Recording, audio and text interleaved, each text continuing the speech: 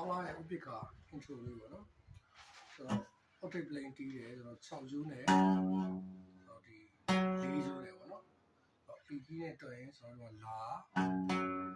ဒီ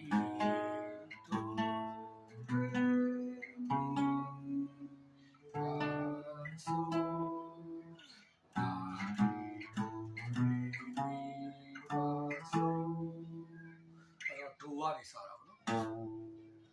6ကျိုး5ကွက်တက်တန်းကဆိုတော့4ကျိုး9ကွက်ဆိုတော့အဲ့နဲ့တန်ကိုယူပါပေါ့နော် octave plane အဲ့တော့ကျွန်တော်ဒီ5ကျိုးတန်ကိုကျွန်တော်မယူမြုပ်ထားပဲပေါ့နော်ဒီနဲ့တန်ကိုယူအဲ့တော့ဆိုကြတော့ကျွန်တော် drawing paper တွေမတည်ဘူးဆိုတော့အကွက်နဲ့ပဲပြောပါပေါ့နော်အဲ့တော့ကျွန်တော်စတာက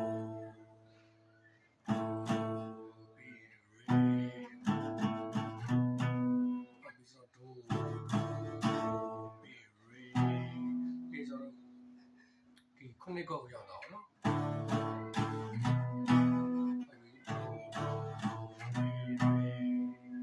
တကွက်တက်ကြော်ပဲတော့တကွက်စီကျော်လာတာပေါ့နော်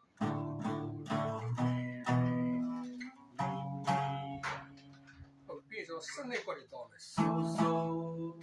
အေးပေါ့နော်အေးရဆိုတော့လာယူလဲရတယ်အဲ့တော့ဒီတိုင်းပဲအပေါ် octave plane တီးခြင်းဆိုတော့စနစ်ကွက်တွေလာပါပေါ့နော်ခုနှစ်ကွက်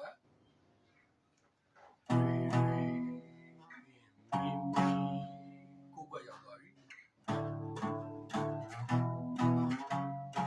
ပြီးတော့စနစ်ကွက်ဆိုပြီးရေပြန်လာမယ်အဲ့အားလုံးမလိုက်တော့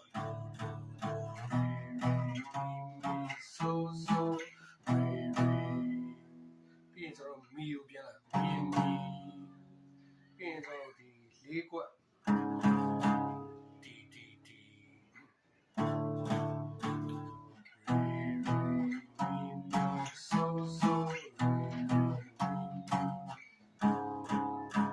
ဟုတ်ပြီဒါတော့တစ်ပိုင်းနော်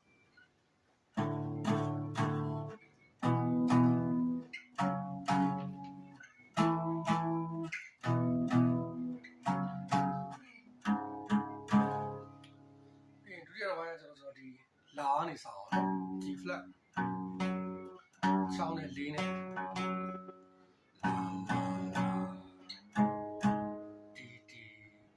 ဒီက4ကွက်ပြန်သွားတယ်နော်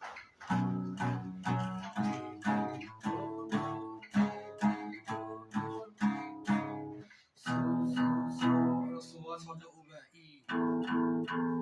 ဒုတိယတစ်ပိုင်းက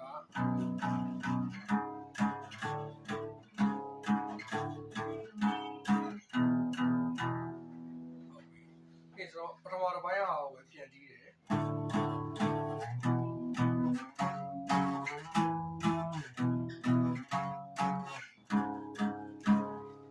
ပြီးဒုတိယတစ်ပိုင်းလာပြီဟု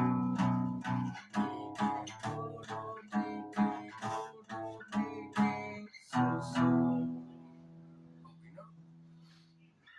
ဒီအားလုံးပြန်ပေါင်းပြီး feel တီးမယ်